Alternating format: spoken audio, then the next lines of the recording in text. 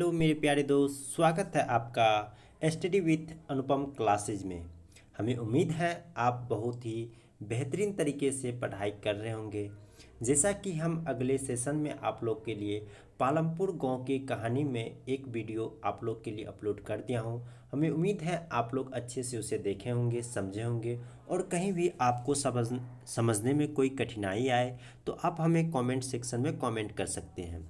तो चलिए आज हम पुनः अपना सेशन को आगे बढ़ाते हैं और इसी तरह से हर संडे आप लोग के लिए सेशन लाया जाएगा।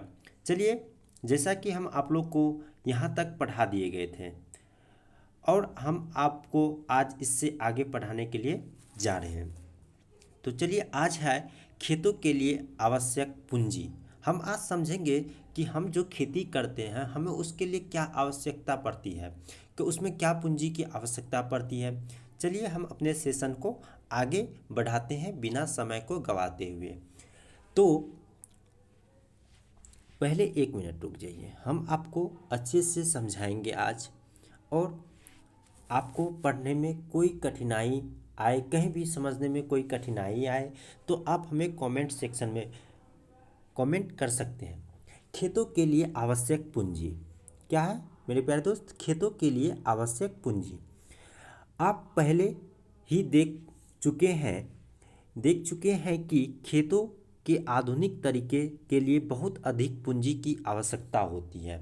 मेरे प्यारे दोस्त, जब हम खेती करते हैं और जब हम देखिए खुद से खेती करते हैं तो उतना पूंजी की आवश्यकता नहीं पड़ती है। जबकि हम आधुनिक तरीके से जब हम खेती करना चाहते हैं तो उसमें क्या होता है, अत्यधिक पूंजी की आवश्यकता पड़ता है। जैसे कि पहले क्या होता था, पहले के ज़माना में हम क्या करते थे, खेती मतलब हल के द्वारा करते थे और खुद से हम क्या करते थे, खेतों में जाके काम क्या करते थे। जबकि अब क्या होता है, हम मशीनों के द्वारा खेती करते हैं।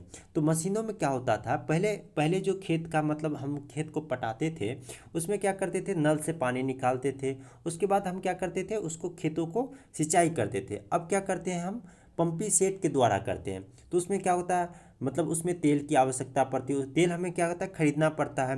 खेत को जुताई के लिए हम ट्रैक्टर का इस्तेमाल करते हैं, तो उसमें क्या होता है, हमें पूंजी की आवश्यकता पड़ती है। इसलिए हमें जब आधुनिक तरीके से खेती करते हैं तो हमें क्या होता है, अत्यधिक पूंजी की आवश्यकता पड़ता है। तो चलिए अब हम आगे बढ़ते हैं। अतः अब किसानों को पहले की अपेक्षा ज़्यादा पैसा चाहिए। पहले क्या होता था, कम भी पैसा होता था किसानों के पास तो उसका खेती हो जाया करता था। परंतु अब आधुनिक तरीके से जब खेती किया जाता है तो उसमें क्या होता है, अत्यधिक पैसों की आवश्यकता पड़ती है। अ- अधिसंख्या छोटे किसानों को पूंजी की व्यवस्था करने के लिए पैसा उधार लेना पड़ता है। पैसा क्या करता है, जो छोटा किसान है उसे क्या करना पड़ता है, आधुनिक कृषि करने के लिए पैसा उधार लेना पड़ता है। वे बड़े किसानों से या गांव के साहूकारों से या खेती के लिए विभिन्न आगातों की पूर्ति करने वाले व्यापारियों से कर्ज लेते हैं। ऐसे कर्जों पर ब्याज की दर बहुत ऊंची होती है। आप देखते होंगे गाँव में जो ब्याज लेता है, मतलब जो गरीब होता है, मतलब जो छोटा छोटा किसान होता है, उसको क्या कहता है, अत्यधिक ब्याज पे क्या किया जाता है, ब्याज पे रुपया दिया जाता है। बहुत ऊंचा होता है उसका ब्याज दर। कर्ज चुकाने के लिए उन्हें बहुत कष्ट सहना पड़ता है। उसे क्या होता है, बहुत कष्ट सहना पड़ता है। चलिए सविता की कहानी से हम समझते हैं। सविता एक लघु कृषक है। वो अपनी 1 हेक्टेयर जमीन पर गेहूं पैदा करने की योजना बनाती है। बीज और कीटनाशकों के अतिरिक्त उसे पानी खरीदने और खेती के औजारों की मरम्मत करवाने के लिए नगद पैसों की ज़रूरत है। उसका अनुमान है कि कार्यशील पूंजी की के रूप में ही उसे 3,000 रुपया चाहिए। उसके पास पैसा नहीं है, इसलिए वह एक बड़े किसान तेजपाल सिंह से कर्ज लेने का निर्णय लेती है। एक तेजपाल सिंह नामक एक व्यक्ति है जो मतलब उसे उसके पास बहुत सारा कृषि भूमि है और उससे वो चाहती है कि मतलब उससे 3,000 रुपया हम कर्ज ले लें। तेजपाल सिंह सविता को 24% की दर पे, सोच लीजिए 24% कितना हो गया, 24% की दर पर 4 महीने के लिए कर्ज देता है और तैयार हो जाता है, जो ब्याज की एक बहुत ऊंची दर है। सविता को यह भी वचन देना पड़ता है कि कटाई के मौसम में उसके खेतों में एक श्रमिक के रूप में 100 रुपया प्रतिदिन पर काम करेगी। मतलब वो जो जिससे ये सविता क्या करती, कर्ज लेता है रुपया 3,000 रुपया, और वो किसान को ये मतलब ये वादा करता है कि हम जब मौसम आएगा कटाई का, मतलब फसल का जब कटाई होता है, तो मतलब अगर किसी और से वो कटाई करवाएगा तो उसको मान लीजिए कि 200-300 रुपया देना पड़ेगा। इससे पहले ही शर्त रखवा लेता है कि हम मात्र तुमको कितना देंगे, 100 रुपया ही देंगे, और तुम मेरा फसल काटोगी, ठीक है। तो चलिए आप यहाँ समझ गए होंगे। अब चलिए हम आगे समझाते हैं। आप भी कह सकते हैं कि यह मजदूरी बहुत कम है। सविता जानती है कि उसे उसे अपने खेत की कटाई पूरी करने में बहुत मेहनत करनी पड़ेगी, और उसके बाद तेजपाल के खेतों में श्रमिक की तरह काम करना होगा। उसे भी अपना खेतों में क्या होता, कटाई करना पड़ता फसलों को, उसमें भी अत्यधिक मेहनत करना पड़ेगा। उसके बाद तेजपाल से जो वादा किया है उसका भी फसल कटाई करना पड़ेगा। कटाई के समय बहुत व्यस्त होता है। तीन बच्चे की माँ के रूप में उस पर घर के कामों की बहुत जिम्मेदारी है। सभी सविता इन कठोर शर्तों को मानने के लिए तैयार हो जाती है, क्योंकि उसे मालूम है कि छोटे किसानों को कर्ज मिलना बहुत कठिन है। सविता को मालूम है अगर हम ये शर्त नहीं मानेंगे तो हमें क्या करेगा, ये कर्ज नहीं देगा। इसलिए सविता क्या करती है, वो क्या करता है, शर्त को मान लेता है। चलिए अब हमें उम्मीद है आप यहाँ तक अच्छे से समझ गए होंगे। अगर आपको अच्छे से हमारा पढ़ाया हुआ समझ आता है तो आप अपने दोस्तों को भी वीडियो को शेयर किया कीजिए एवं लाइक और सब्सक्राइब जरूर किया कीजिए। चलिए हम आगे समझते हैं मेरे प्यारे दोस्त। छोटे किसानों के विपरीत मझोले और बड़े किसान, मझोले मतलब क्या हुआ, मध्यम किसान, मतलब छोटे किसान, मध्यम किसान और बड़े किसान, मतलब एनसीईआरटी में मध्यम किसान को मझोले किसान कहा गया है, और बड़े किसान को खेती से बचत होती है।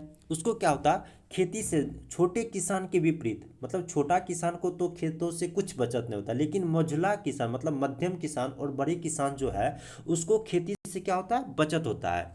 इस तरह से आवश्यक पूंजी की व्यवस्था कर लेते हैं, और ये लोग क्या करता है, अपना जो आवश्यक होता है, मतलब उसको जो पूंजी की आवश्यकता होती है मध्यम किसान और बड़े किसान को, वो क्या करता है, अपना पूंजी का व्यवस्था कर लेता है। इन किसानों को बचत कैसे होती है, आप इसका उत्तर अगले भाग में, मतलब ये सब जो किसानों को जो बचत होता है उसका हम उत्तर अगले भाग में पाएंगे।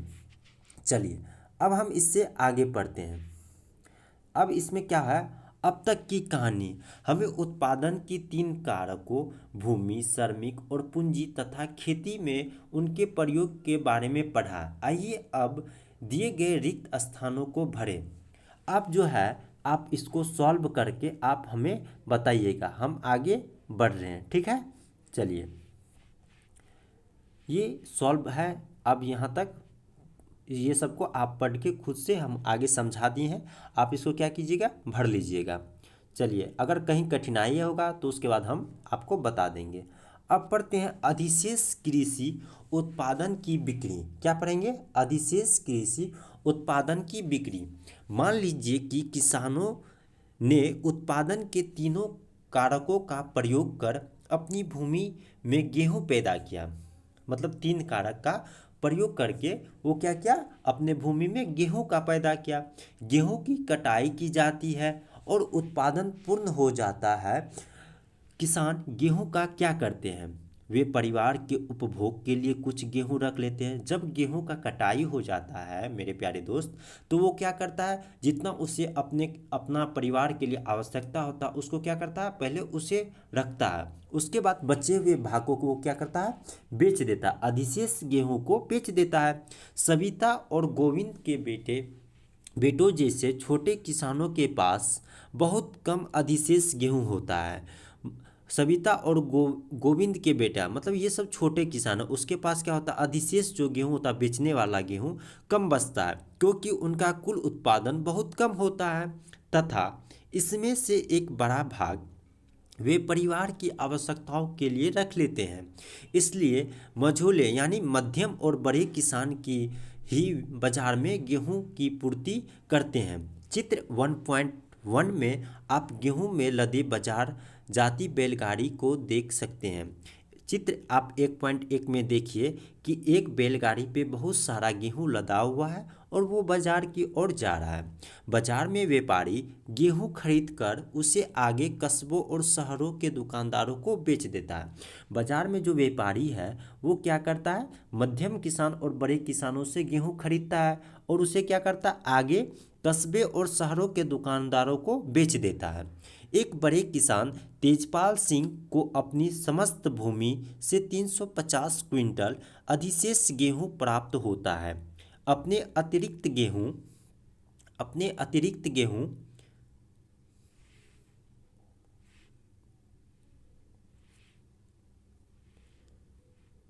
अपने अतिरिक्त गेहूं को रायगंज के बाजार में बेच देता है और अच्छी कमाई करता है। तेजपाल सिंह इस कमाई का क्या करता है? पिछले वर्ष तेजपाल सिंह ने अधिकांश पैसा बैंक में अपने खातों में जमा कर दिया था। तेजपाल सिंह जो था, गेहूं जब बेचा उसे अधिकांश जब रुपया प्राप्त हुआ तो वो क्या किया, अपने बैंक के खातों में जमा कर दिया। बाद में उसने इस पैसे का उपयोग सविता जैसे किसानों को कर्ज देने में क्या करता था। तेजपाल क्या करता है, बैंक को अपने खाता में जमा करता है और मान लीजिए जो छोटा किसान होता है उसको जब रुपया की आवश्यकता पड़ता है, जब वो तेजपाल के पास जाता है तो वो क्या करता है, अत्यधिक ब्याज पे उस छोटे किसानों को कर्ज देता है। कर्ज देने में क्या, जिन्होंने कर्ज की आवश्यकता थी उसने बचत का उपयोग अगले मौसम की खेतों के लिए कार्यशील पूंजी की आवश्यकता करने में भी किया।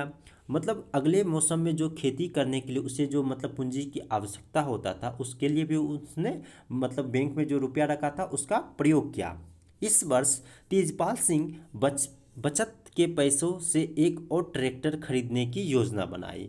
इस बार जो फसल हुआ और उससे जो रुपया हुआ मतलब तेजपाल को वो क्या क्या, एक ट्रैक्टर खरीदने का योजना बनाया। दूसरे ट्रैक्टर से उसकी स्थिर पूंजी में वृद्धि हो जाएगी।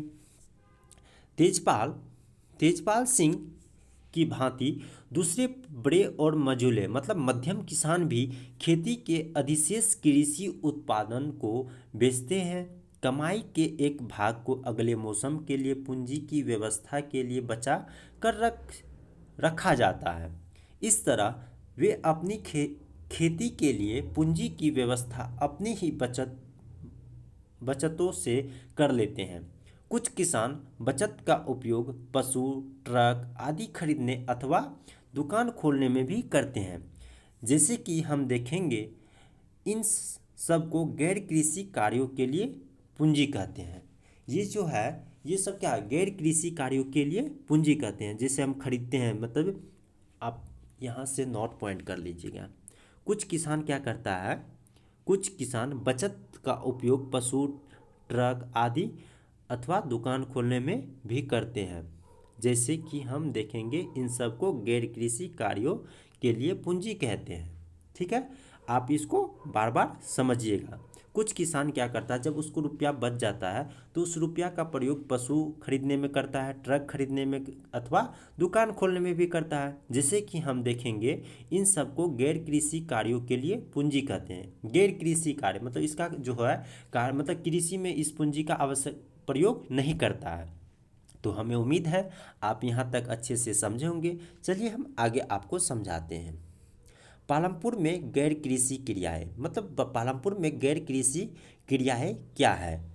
पालमपुर में गैर कृषि क्रियाएं, हमने देखा कि पालमपुर में खेती ही प्रमुख उत्पादन क्रिया है।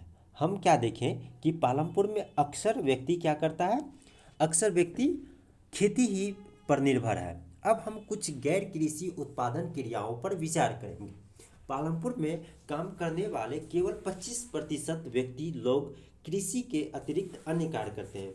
मतलब पालमपुर में मान लीजिए 100% व्यक्ति है, जिसमें से 75% व्यक्ति क्या करता है, कृषि पे निर्भर है और 25% जो व्यक्ति है, 25% लोग कृषि के अतिरिक्त अन्य कार्य करते हैं। 25% व्यक्ति ऐसे हैं जो क्या करता है, कृषि। अगर पूछा जाएगा आपको, मान लीजिए हम आपसे पूछेंगे कि पालमपुर में काम करने वाले केवल 25% लोग कृषि के अतिरिक्त अन्य कार्य करते हैं। ठीक है मेरे प्यारे दोस्त, अब चलिए हम आगे समझते हैं। डायरी अनप्रचलित क्रियाएं क्या है? डायरी अनप्रचलित क्रियाएं। पालमपुर के कई परिवार में डायरी एक प्रचलित क्रियाएं हैं। पालमपुर में जो बहुत सारे ऐसे परिवार हैं जो डायरी पे क्या करता है, निर्भर है। लोग अपनी भैंसों को कई तरह की घास और बरसात के मौसम में उगने वाली ज्वार और बाजरा खिलाते हैं।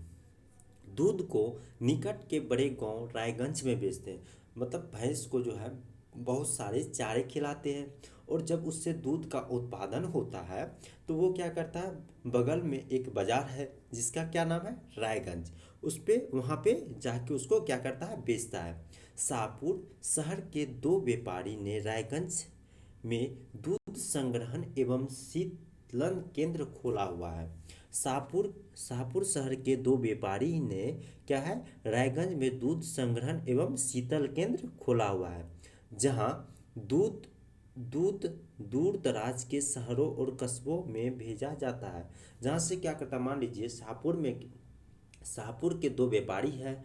इन्होंने क्या किया है, रायगंज में शीतलन केंद्र खोला हुआ है। और क्या करता है, जहाँ मतलब गांव से जब दूध आता है तो पहले उसको क्या करता है, इकट्ठा करता है, फिर क्या करता है, दूध को दूर दराज के शहरों और कस्बों में भेजा जाता है जहाँ दूध की कमी होती है। तो चलिए, यहाँ तक आप समझ गए होंगे। हम अब आगे बढ़ते हैं।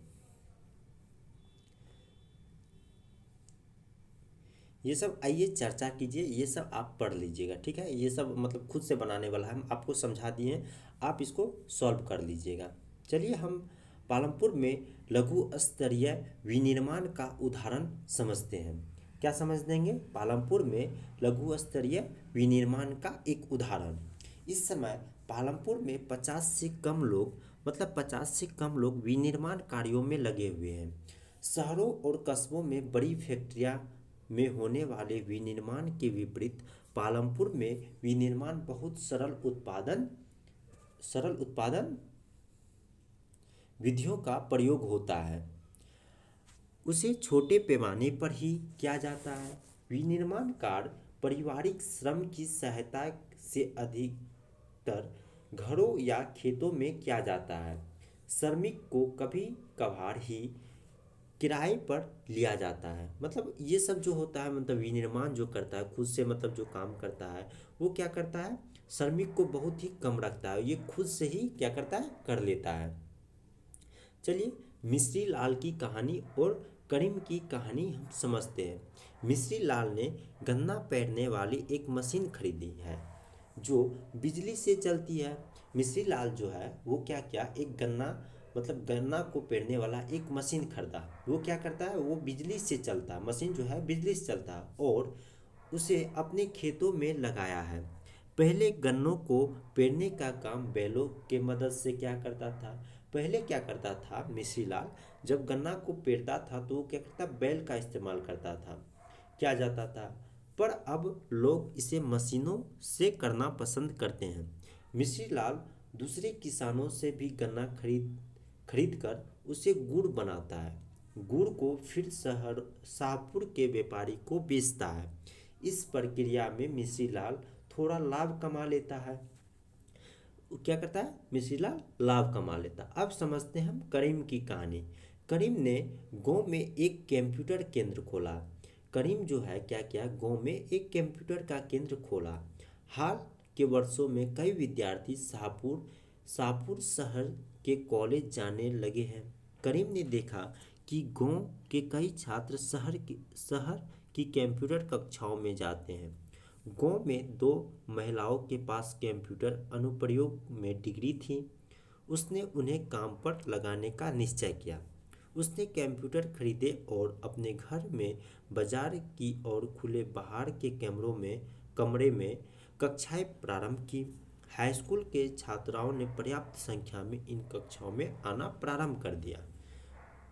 तो आप इस कहानी से समझे होंगे मिश्री लाल और करीम की कहानी। तो अब यहाँ पे आइए चर्चा। मिश्री लाल गुड़ बनाने उत्पादन इकाई लगाने में कितनी पूंजी की जरूरत पड़ी होगी। मतलब इसमें पूछ रहा है कि कितना, मतलब इस कार्य में श्रम कौन उपलब्ध कराता है। मतलब क्या आप अनुमान लगा सकते हैं कि मिश्री लाल क्यों अपना लाभ नहीं बढ़ा पा रहा था। मतलब ये सब आप खुद से सोचिए और उस पर चर्चा कीजिए। चलिए हम आगे समझाते हैं आपको। पालमपुर के दुकानदार। पालमपुर के दुकानदार। पालमपुर में ज़्यादा लोग व्यापार वस्तु विनिमय नहीं करते हैं। पालमपुर के व्यापारी वे दुकानदार हैं जो शहरों के थोक बाजारों से कई प्रकार की वस्तुएं खरीदते हैं और उन्हें गांव में लाकर बेचते हैं। बहुत सारे पालमपुर में ऐसे व्यापारी हैं जो क्या करता है, बाजार में थोक वस्तुओं को खरीद कर लाते हैं। थोक दुकानों से क्या करता है, वस्तुओं को खरीद कर लाते हैं और उसे गांव में क्या करता है, बेचता है। आप देखेंगे कि गांव में छोटे जनरल स्टोरों में चावल, गेहूं, चाय, तेल, बिस्कुट, साबुन, टूथपेस्ट, बैटरी, मोमबत्तियां, कॉपियां, पेन, पेंसिल, यहाँ तक कि कुछ कपड़े भी बिकते हैं। कुछ परिवारों ने जिनके घर बस स्टैंड के निकट है अपने घर के एक भाग में छोटी दुकान खोल ली है। मतलब आप देखते होंगे कि बहुत सारे मतलब बस स्टैंड के बगल में जो घर सब होता है वो क्या करता है, अपने ही घर के अंदर छोटा सा दुकान खोल लेता है। वे खाने की चीज़ें भी बेचते हैं। खाने के चीज़ें भी बेचते हैं। अब चलिए हम समझते हैं परिवहन तेजी से विकसित होता एक क्षेत्रक। हम क्या समझेंगे, परिवहन तेजी से विकसित होता एक क्षेत्रक। पालमपुर और रायगंज के बीच सड़क पर कई प्रकार के वाहन चलते हैं। पालमपुर और रायगंज के बीच जो सड़क है वहाँ पे बहुत सारे प्रकार के क्या होता है, मतलब गाड़ी सब चलता है। मतलब सड़क पर वाहन चलता है, रिक्शा वाले, मतलब तागले वाले, जीप, ट्रैक्टर ड्राइवर तथा परंपरागत बैलगाड़ी और दूसरी गाड़ियां चलाने वाले वे लोग हैं जो परिवहन सेवाओं में शामिल हैं। वे लोग और वस्तुओं को एक जगह से दूसरे जगह पहुंचाते हैं और इसके बदले में उन्हें पैसे मिलते हैं। गत कई वर्षों में परिवहन से जुड़े लोगों की संख्या बहुत बढ़ गई। चलिए हम किशोर की कहानी से हम इसे समझते हैं। किशोर एक खेतिहर मजदूर है।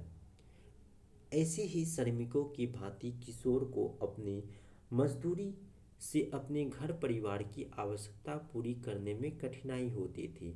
कुछ वर्ष पहले किशोर ने बैंक से कर्ज लिया था।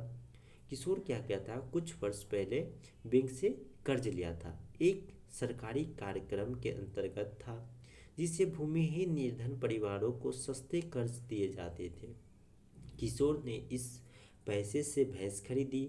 अब वह भैंस का दूध बेचता है। किशोर क्या करता है, एक भैंस खरीदकर उस भैंस का दूध बेचता है। अब उसने अपनी भैंसा गाड़ी भी बना ली है। मतलब भैंस से दूध भी बेचता है और उस भैंस को भैंसा गाड़ी भी बना लिया। मतलब कुछ सामान को ढोने का काम करता है जिसमें वह कई प्रकार के सामान ले जाते हैं। सप्ताह में वह एक दिन वह गंगा के किनारे से कुम्हार के लिए मिट्टी लेकर आता है या कभी वह गुड़ अथवा अन्य वस्तुओं को लेकर शाहपुर जाता है। हर एक महीने उसे परिवहन संबंधित कोई न कोई काम मिल जाता है। परि परिणाम स्वरूप किशोर पिछले वर्षों की तुलना में अब अधिक कमाने लगता है। मतलब पहले क्या होता था, किशोर का कमाई बहुत कम होता था, लेकिन जब से ये क्या क्या बैंक से कर्ज लिया और कर्ज लेने के बाद ये क्या क्या भैंस खरीदा। भैंस का प्रयोग वो दूध उत्पादन में भी कर लेता है और क्या करता है, उसका भैंसा गाड़ी भी बना लिया, सामान भी मतलब एक जगह से दूसरे जगह दूसरे का पहुंचा लेता, उससे भी कमाई कर लेता। तो अब क्या हुआ, पहले मजदूरी करता था तो अब उससे ज़्यादा कमाने लगा है किशोर। तो चलिए अब हम ये एक सारांश है, सारांश हम पढ़ देते हैं, समझा देते हैं, उसके बाद ये हमारा टॉपिक ख़त्म हो जाएगा।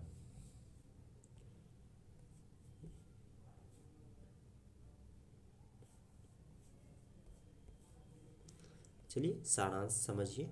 सारांश में वैसे आप सारांश खुद से भी पढ़ सकते हैं पर हम पढ़ देते हैं। सारांश आप खुद से पढ़ लीजिएगा। ये वही मतलब वो पूरा मतलब जितना हम स्टोरी पढ़े ना उसे मतलब थोड़ा सा चीज़ में समझा दिया गया है। तो चलिए हम अपना सेशन को यहीं पे आज समाप्त करते हैं। अगला टॉपिक लेके अगले संडे आएंगे और आपको हमारा वीडियो पसंद आए तो आप लाइक सब्सक्राइब जरूर कीजिए, ताकि हमें भी लगे कि हम जो आप लोग के लिए कार्य कर रहे हैं बेहतरीन कर रहे हैं, और हमें भी अच्छा लगे ये कार्य करने में। तो चलिए हम अपना सेशन को यहीं रोकते हैं।